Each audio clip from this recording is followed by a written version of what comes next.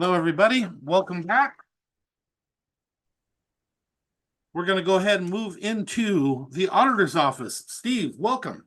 Hey, good morning, commissioners, and thank you for the time this morning. I wanted to give you a heads up that I've applied for the next tranche of funds that are available from the Secretary of State Information Security Funds, and that would be up to another $80,000 for fiscal year 2025.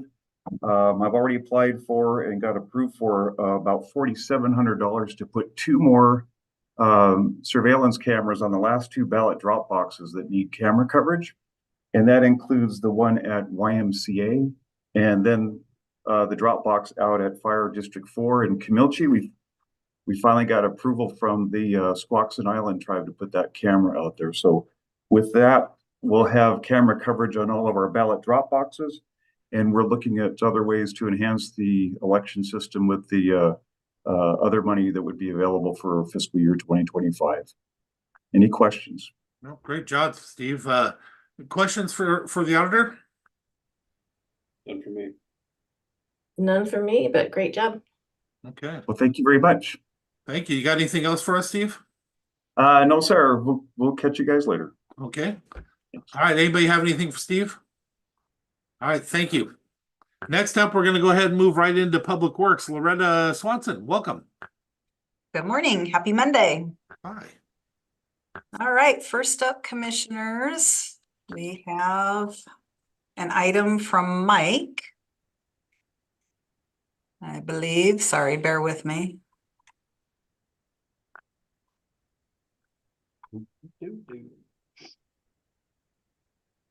Yeah, a supplemental on-call for structural engineering. And I guess Mike's. I'm here. Oh, you are? Okay, good. Good morning, commissioners. Public Works would like to add a maximum payable amount of additional $50,000 to the contract for sergeant engineers for structural analysis. We've recently discovered probably 10 different sets of plans of multiple bridges that we did not have before, and so they were not load rated. They were load rated administratively, and that put some restrictions on them. So what we're doing is having sergeants actually perform load ratings on these structures, and we will get them adjusted and on the records for once. So we would like you to approve that. Commissioner Trask, any opinions? No, great job. So does this add to our total number of bridges? What's that again? Does this add to our total number of bridges? No, the structures were on, we were already inspecting them and we had them on our sheets, but we just didn't have any actual plans for them to show the depths of concrete, the type of rebar that was inside them and stuff. And so we've actually discovered that so that we can actually do the calculations. Yeah, very cool. Very cool. Good job. Kevin? Yeah, I am supportive as well. As am I. That's three. Thank What you. you got next? Next up, commissioners, we have a discussion item on a potential RID for Razor Road. And Mike and team have prepared a couple of different scenarios about what an RID might look like out on Razor Road, what the boundaries potentially could be, a range of costs and range of potential costs per property. So Mike has a couple of maps that he included in the packet, and happy to walk through some scenarios and some of the high points with you. Yeah, so what we sent to the commissioners were two options here. We have various iterations of these, but option one was one that we worked out with Commissioner Netherland. This connects our existing East Razor Road with the private Razor Road, and then it also connects down to Highway 3. The estimated number of parcels that it would affect is about 152. We've estimated about $1 million per mile, and the reason for that is that each end of the project would be constructing brand new roads. It's not just resurfacing existing. So we bumped that up for a little bit for the estimate. So if you look at the scenarios, the estimate of $2 million breaks down to about $1,300 per parcel per year for a 10-year period. We also were suggested to look at well, what would happen if the road fund actually contributed monies to this scenario, and one would be, say, they contributed $1 million, that would reduce the cost down to $657 per parcel, and so on. At $1.5 million, it lower the cost down to $328. The advantage of this option is it would be a connector between trails and SR3. It would be, it's been talked about for a number of years. I've seen lots of proposals around here over the time. So that's option one. Real quickly, option two was that, well, what if we just did for the community, we did just the existing roads. So the existing gravel roads are a little cheaper to convert over because you're just changing the surface of them, probably to chip seal in this scenario. So we estimated about 3.25 miles, about 500,000 per mile, puts you about 1.6 million. So if you figure 1.6 million in this scenario, it maximizes the number of parcels to be about 226. So if you divide that out, it comes out to be about $720 per parcel per year. And then in a similar scenario of contribution, it shows there too. In this one, we would still propose doing the connector roads at the south end and north end to Highway 3, but that would be something that maybe the county would contribute itself, and that could be running in congestion with or at the same time as the RID. Again, there's several different scenarios that you can do. It's just what the board would like to look at. Whew. So commissioners, two different points on this one. The first one, the first iteration of it, does have what we've been talking about for the longest time. If the county's going to get involved with a road like this, we definitely, in my opinion, should be making it an alternate route that the county would actually use. That was the thing behind doing this in the first place. I know the state was interested in helping us with it and having discussions. Dan Griffey has always been pushing for this one with the idea of how it changes the response time and everything. The other one, the second one, would be more just for their personal use and not for the county. And that's a lot of road to take in and do if it's not going to be a complete benefit to the county as a whole and just for the community. And if that was the case, then maybe, I can't see us expending the money. A reminder, I think it was done before both of you, maybe Kevin was here. We had put away $1.5 million for this project out of the road funds, out of new roads for economic development monies that we keep to the side. What do you guys think when you look at this? Kevin? Yeah, I think on the face, I like option one. Getting the two connectors there, I think is the real benefit to us.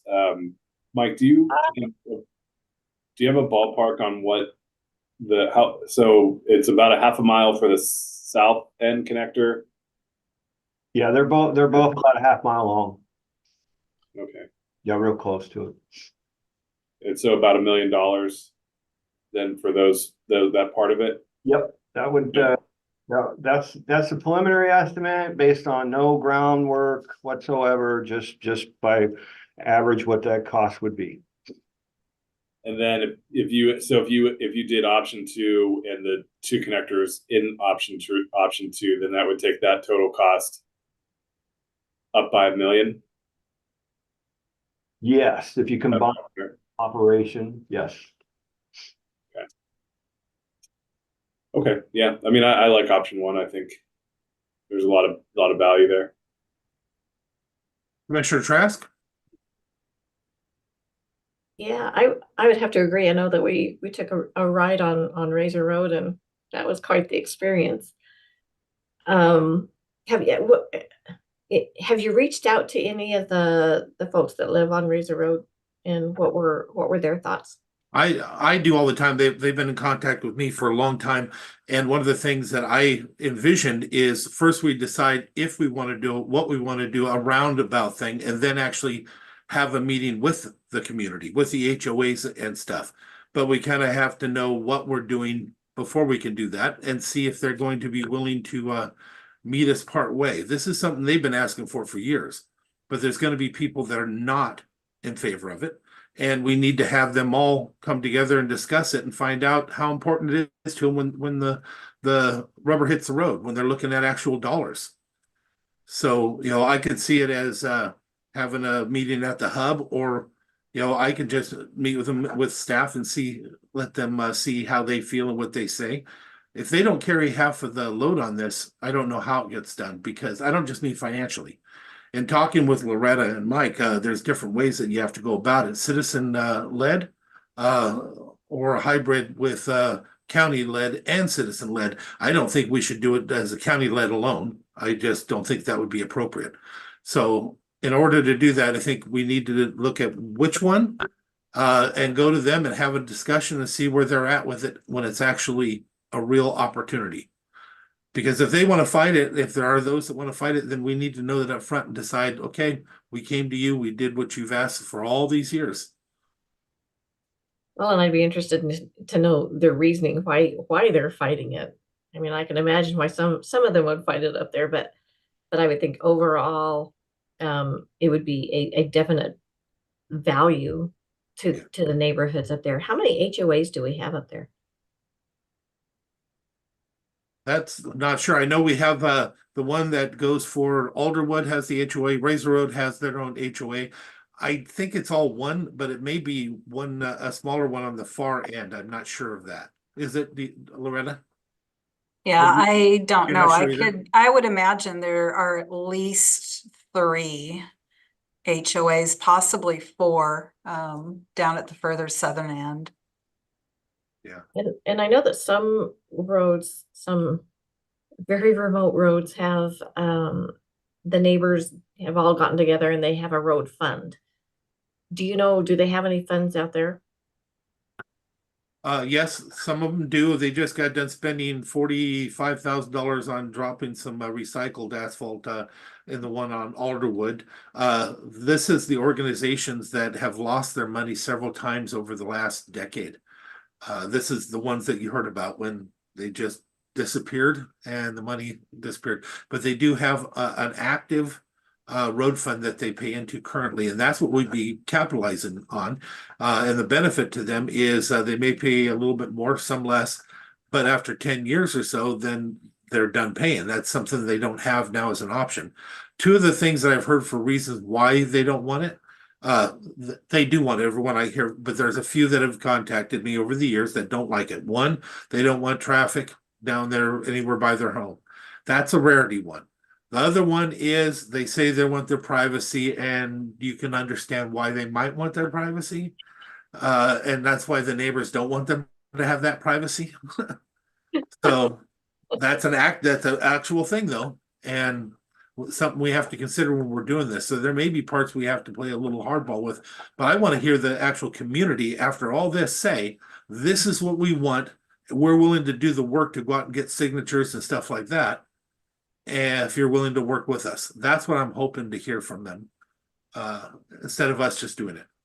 Yeah, if I lived out there, I'd be all over this, just in support of putting this road through, not only for not only because it would be a nice road, but because then our emergency services would have, our first responders would have an easier time getting to the homes out there. So yeah, I like option 1, and appreciate answers to my questions. So thank you.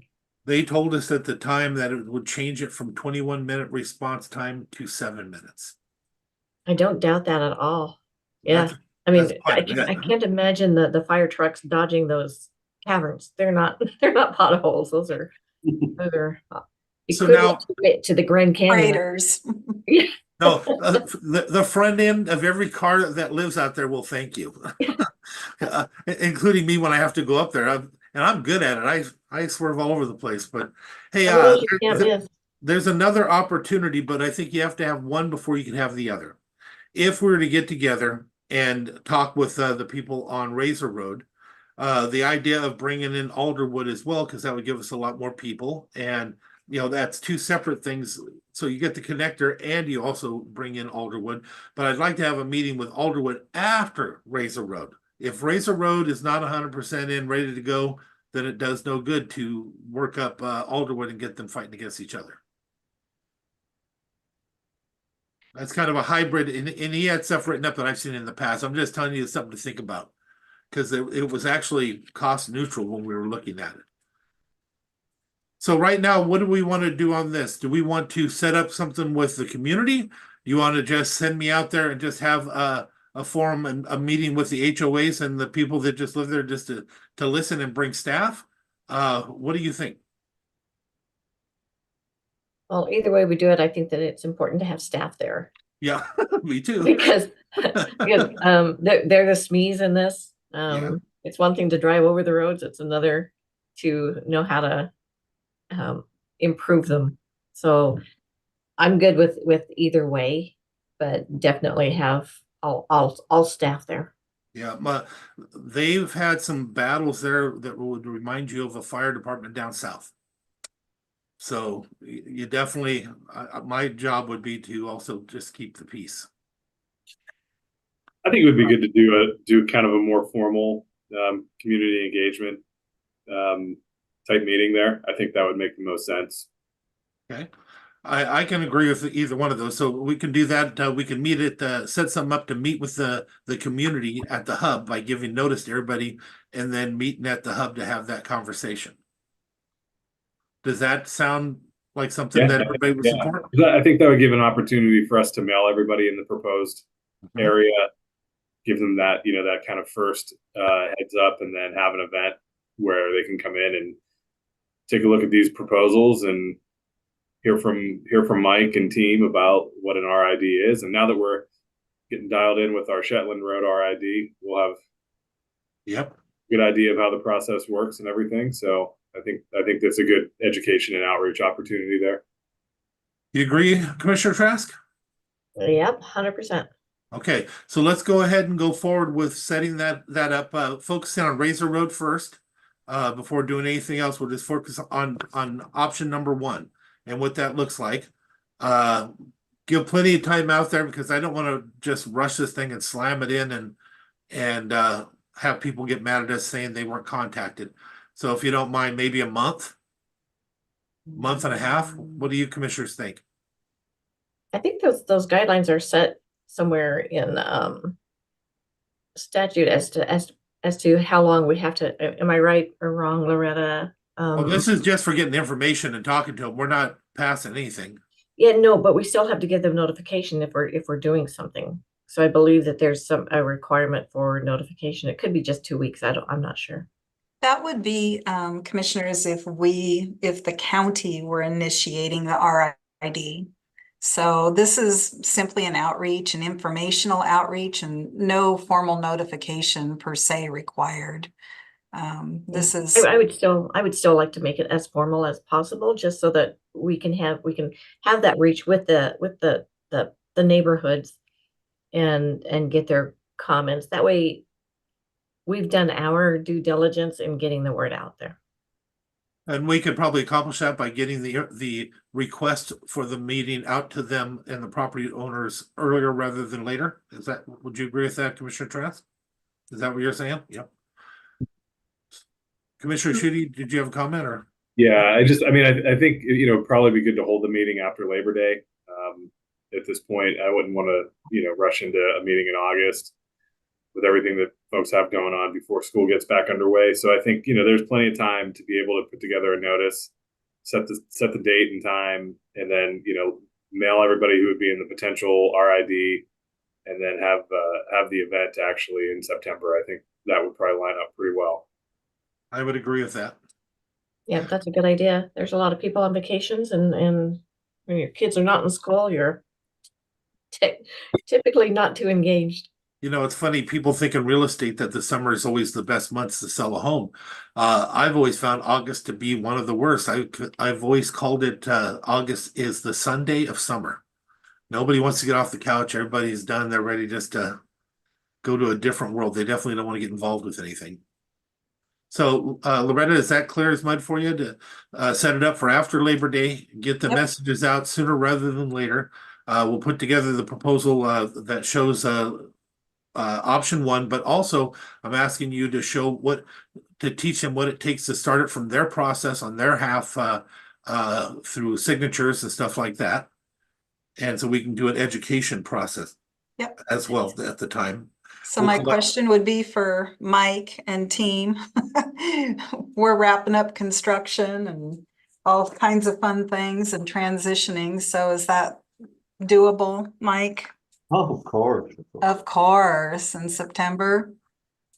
Let us get the data together and everything ready for review, and then at that point in time, you'd pick a few, a set of date. So we'll try to get it on there as soon as possible, but it'll take a little bit of time because we are kind of strapped right now. Okay, but Mike, remember one of the things that Commissioner Trask was asking for was being able to get notification out sooner rather than later. So keep that in mind. So maybe we can revisit this in 2 weeks. Yep, we Yeah, our outreach, we'll put together an outreach plan, a draft packet and plan for you to look at and make sure we're all on the same page, if that sounds all right with you, commissioners. Commissioner Trask, are you? Yep. Commissioner Schutte? Yeah. You still there? Okay, that's our plan. Okay, one last question, commissioners. So are we saying yes, 1.5 million out of the future road fund? I'm saying myself personally, I'm looking at the one. And the reason why I'm saying that, although we put 1.5 aside at the time, if we put that out early, we won't be able to take anything that comes up with a shortfall. If we're Right. looking at one, and then I'd like to also, if we start to get there and the citizens decide they want to go this route, I'd like to talk to our representatives and Dan in particular and see if there's something he can do to help with bringing a few dollars to this. Yeah, the reason I ask that is because like you say, Commissioner Nevo, and if we put it out there, that will be the expectation. Yeah, I think we do it at $1 million. What do you think, commissioners? Commissioner Schutte, are you? Yeah, I mean, I'm with the connectors. I think I'm comfortable putting some kind of a county road investment in there. So ultimately what that looks like, I don't necessarily know right now, but I think that's maybe a good placeholder. Okay. Well, we have to have something to show them with the numbers here. So of the two, I'd rather go with the lower one of 1 million compared to the 1.5. Yeah, I agree. I think that's why I think it's a good placeholder. Okay. Commissioner Trask? Yep, I would agree. There you go, Loretta. Okay, all right, great. Thank you, commissioners. Thank you, Mike and team, for putting together the various scenarios, and we'll carry on. Thank you to all you guys. You're gonna, aside from the citizens you watch, you'll end up with fire department there. And because they've been waiting for this for years. Bo Bakken is a big fan. And Wow. Well, and we were speaking with other service providers. Mason County Garbage is up there. that's true. Yeah, just I've sent a letter, had folks. conversations with folks about, I don't know if we can still provide service given the condition of the road. And of course, wear and tear on their equipment as well. Yeah. And they are just but one provider that's ripping up and down those roads. Hey, do you have anything else for us on this? Nothing else on the RID, commissioners. Okay. Thank you for the good conversation. And then next item, just wanted to do a little bit of follow-up on the meter reading and where we are on that. And preparation for the metered rates starting January 1. Are you talking specifically Russellwood or both? Both. Okay. Both water systems. So what we have been doing is providing a summary, basically when the last meter reads that have been accomplished, those come back and there's a procedure that was included in your briefing packet that outlines what our process and procedure is. And once the meters are read, our finance team takes a look, compares to what that will translate into the rate once the rates go into effect, and flag 0 reads, or if there's a negative read, or if there are reads that are above 2,500 cubic feet. And what's been happening then on the high reads, we've been sending out certified letters, and you have an example in your packet as well of what that letter looks like. Notifying people that, okay, your meter's reading this and it's a high read, you may have a leak, here are some things to check, we're here to help. And so just following up so that people are identifying that and correcting. So we've got a running total of several of those, about 80 right now, that are over the 2,500 cubic feet, and people are working their way through making those, correcting any leaks. And then on the negative reads, typically that's a meter issue. So our utility team is out correcting those. And on the 0 reads, sometimes people just simply aren't there. They've, gone somewhere else for vacation or elsewhere. So verifying, is it truly a 0 read? Or is it minimal? So there's like a little bit of cushion there that will still read as a 0, but people are consuming some water. It's just not meeting our minimums. So we're working through all of that business. And just wanted to give you an update on that, commissioners, and acknowledge the great work that Stephanie, the finance team, and our operators are doing to identify and correct anything that's going on there. So Loretta, when we went out there, we found there was information we were not getting on some of the water quality and stuff like that. And I know that Richard and them have been working really hard on fixing that. Yep. But we also told them that we would go out there, and I think and believe we have to go back out there for a couple of reasons. One, we weren't getting the information before. The only way to get that information is to be in front of them, obviously. Yep. So we need to do that. We need to gather data on what's happening with the water quality, if they are feeling the difference. Still collect data also on those that are having issues with the water pressures. We got a call from somebody that's saying they had 100 pounds and it blew their line. I said, I can assure you your plastic PVC pipe is rated for more than 100 pounds.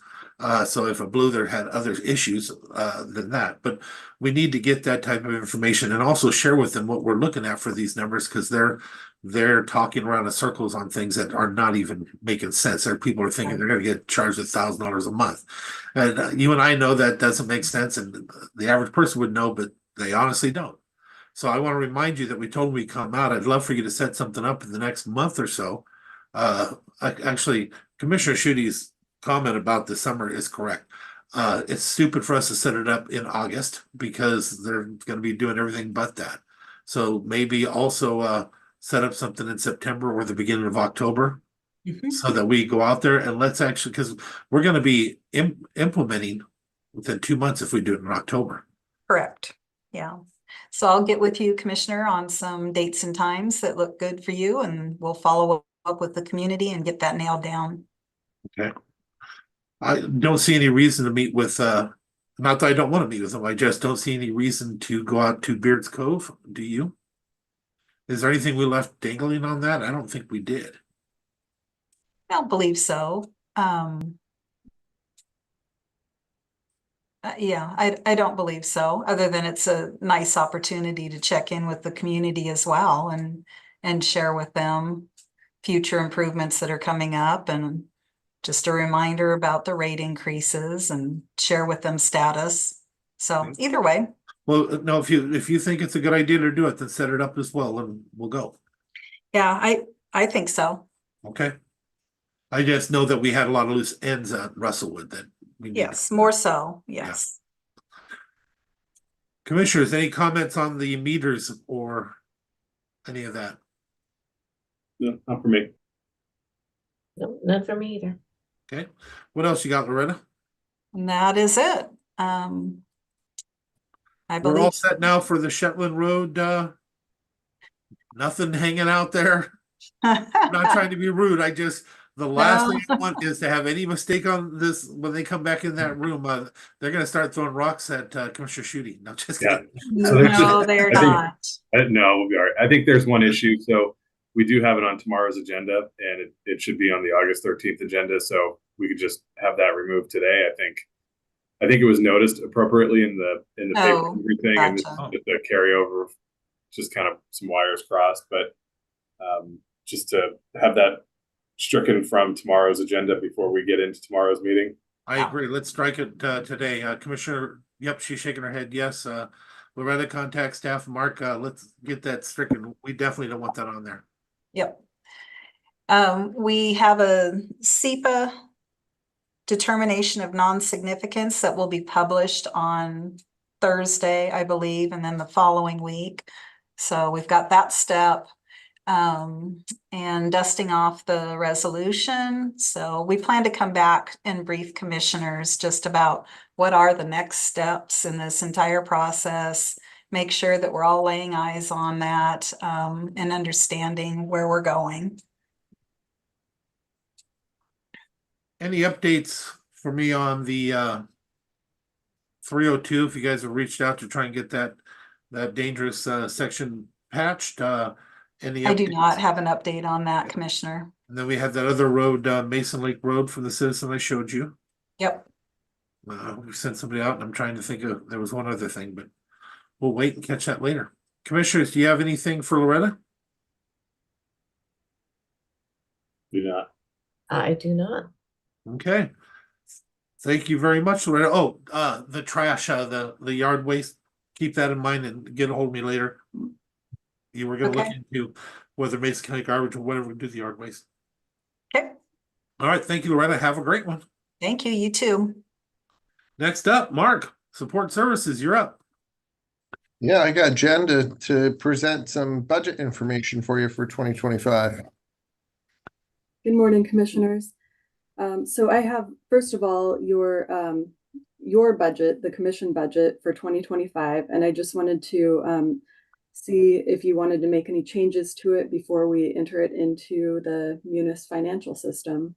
Right now, for the maintenance level, in the operating budget, we have 18,000, which is the same as it was last year, or for 24 this year, I guess.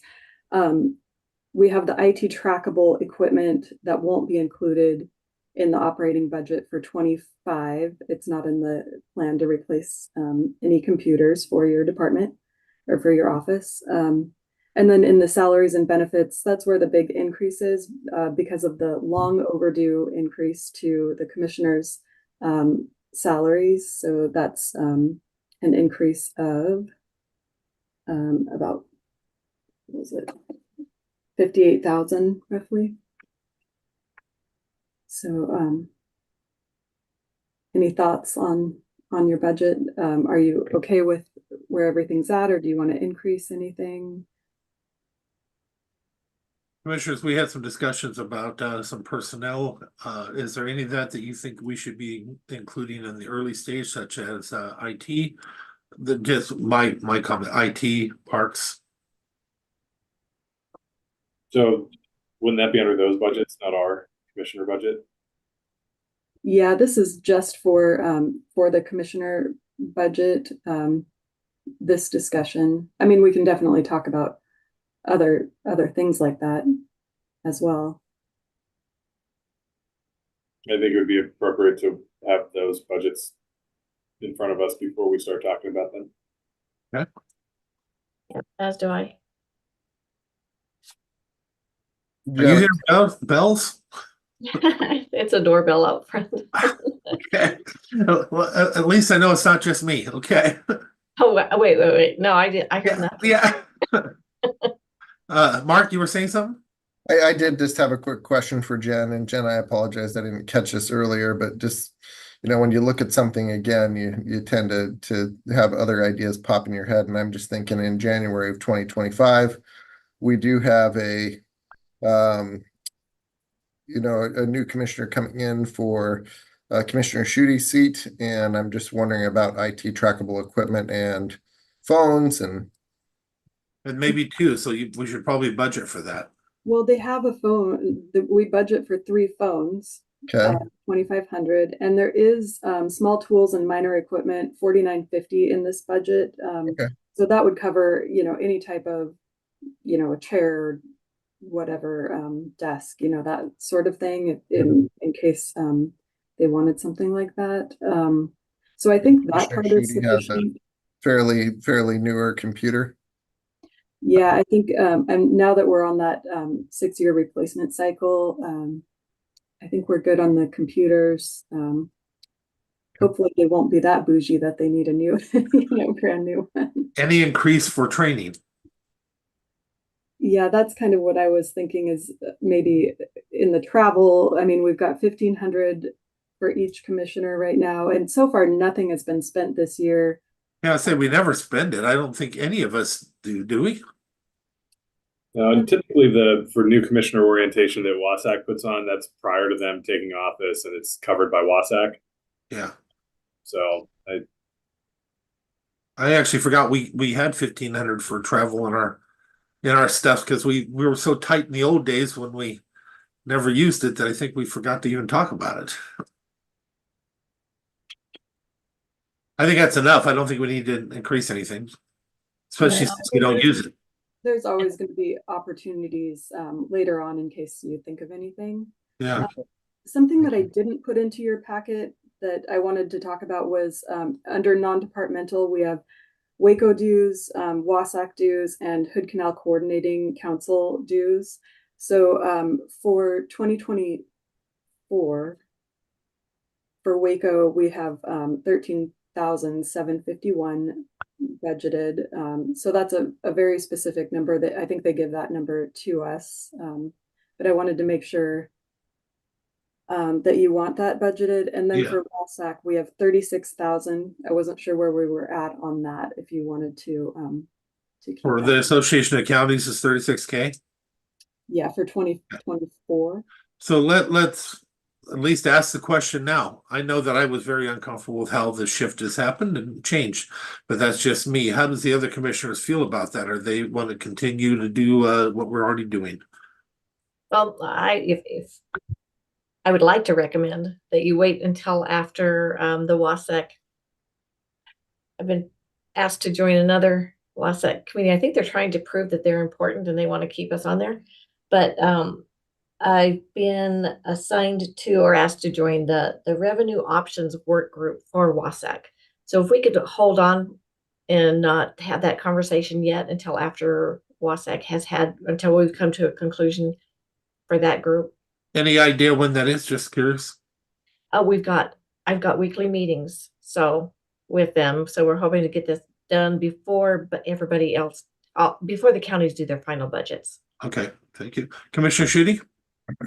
yeah, I'm fine keeping it in the budget right now, and then also really interested to see what happens at the fall general meeting with some of the other issues that are at play within the association. And I think we keep it in the budget now. There's no harm, no foul. We can always reassess at that point too. So, and then Waco, that's for all of our other county elected officials, correct? Yeah, and again, I think we get a specific number to budget for that. I just haven't received that yet this year. WASAC, we usually have to estimate that number. So I'll leave those numbers as is for now, and then if you decide something different later on, we can change it. The Hood Canal Coordinating Council, we put in 10,000 in there, but in 2023's adopted budget, it was 2,500. We ended up paying 10, and so we left it at 10 because we had a few years of back dues that we hadn't paid.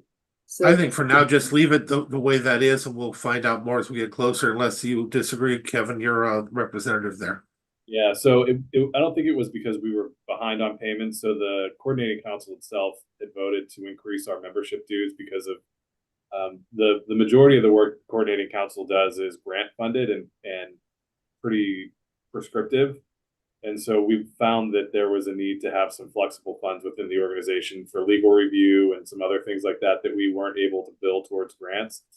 So that was the increase from 2,500 to 10,000. I haven't seen or heard anything about that increasing. I think it would make sense to keep it at the 10,000 for right now. And when I hear more about what their proposed 25 budget looks like, I'll certainly bring that back to the group.